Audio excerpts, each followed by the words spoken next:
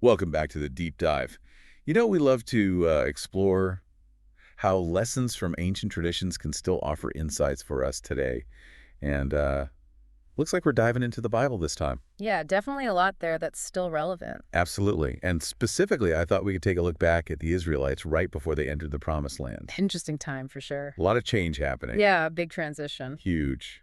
And I think the instructions given to them in Deuteronomy 27 are worth a closer look. It's a great chapter. Definitely offers some insights into timeless principles, like commitment, community, accountability, things like Yeah, that. Stuff that we still grapple with even today. for sure. Okay, so can you set the scene for us? What exactly was going on back then? So picture this. The Israelites are on the verge of entering this new land, and they're given this set of instructions. And one of the things they're told to do is to set up these large stones and inscribe them with the law. Okay, I'm picturing like a big monument situation. Kind of, yeah. But it's more than just a monument. It's this public and enduring declaration of their commitment to live by these principles, their covenant with God. It's like saying, this is what we stand for. Gotcha. So like a contract. Yeah.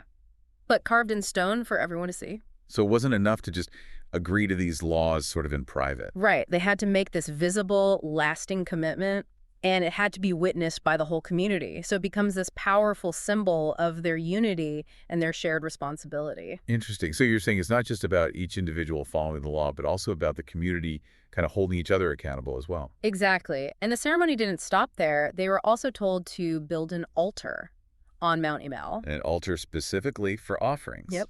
And I think this act of communal worship really emphasized the importance of shared values and beliefs. Right.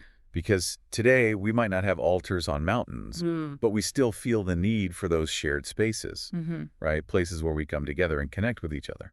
Absolutely. Think about it. Places of worship, community centers, even online forums in a way, all those spaces, whether physical or virtual, give us a way to connect with others and build a sense of community, kind of like that ancient altar did for the Israelites. Yeah, totally. So in a way, these ancient practices are kind of like the precursors to how we do things today. Totally. And there's actually another layer to this story that I find really fascinating. Deuteronomy 27 describes this dramatic ceremony where blessings and curses are pronounced from two different mountains, Mount Gerizim and Mount Ebal. Okay, yeah, that sounds pretty intense. It was a powerful statement. The idea was to really drive home the point about accountability, both individual and communal. Like they were saying, look, your choices have consequences, and not just for you, but for the whole community. It was almost like a big social contract, where everybody was acknowledging the weight of their choices, both as individuals and as a community. Yeah, that makes sense.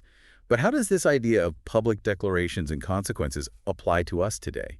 I mean, we don't exactly have ceremonies with blessings and curses anymore. True, but the principle is still there. I think we still have our own ways of publicly stating what we value and what happens when we either uphold or violate those values. Okay, so give me an example. Like charters, codes of ethics, community guidelines, even just our legal systems. Right, right. Those are all kind of modern day versions of those public pronouncements, aren't they? Exactly. They shape our behavior and hold us accountable to these shared principles. So instead of pronouncements from a mountaintop, we have laws and social agreements. Yeah, a little less dramatic maybe. But the goal seems to be the same, right? To make sure that actions have consequences. Definitely. And just like those ancient Israelites knew their actions had a ripple effect, I think we still recognize that our choices, even small ones, can impact not just ourselves, but the people around us. So cool how these ancient practices can kind of provide a blueprint for how we function even today. It's really fascinating. Okay, so let's circle back to those inscribed stones for a sec. You were talking about them being this physical manifestation of commitment. How do you see that playing out in modern times? Well, we might not carve our commitments in stone anymore, but we still find ways to make them tangible. Like writing down goals, creating vision boards, even getting a tattoo that symbolizes something you believe in. Exactly. It's like we have this need to make those commitments visible, whether it's a Post-it note on your mirror or like a huge statue. It's true. Yeah. Okay, but why do you think we do that? Why do we feel this need to make our commitments so out there? I think it's partly about making our intentions clear, both to ourselves and the people around us. Like we're saying, this is what I believe in. And it's more powerful when it's public. Oh, right? definitely. It's like you're inviting other people to share in that commitment and support you. Yeah, it becomes less about you and more about this shared experience. Exactly. So the rituals might have changed over time, but the ideas behind them are still so relevant. Yeah, it's really incredible. Okay, but there's one more thing we haven't really talked about yet. Those blessings and curses. That's a pretty strong way to think about consequences, don't you think? It definitely is. Might seem a little harsh or outdated by today's standards, but I think there's a deeper meaning there if we look closely. Okay, I'm listening.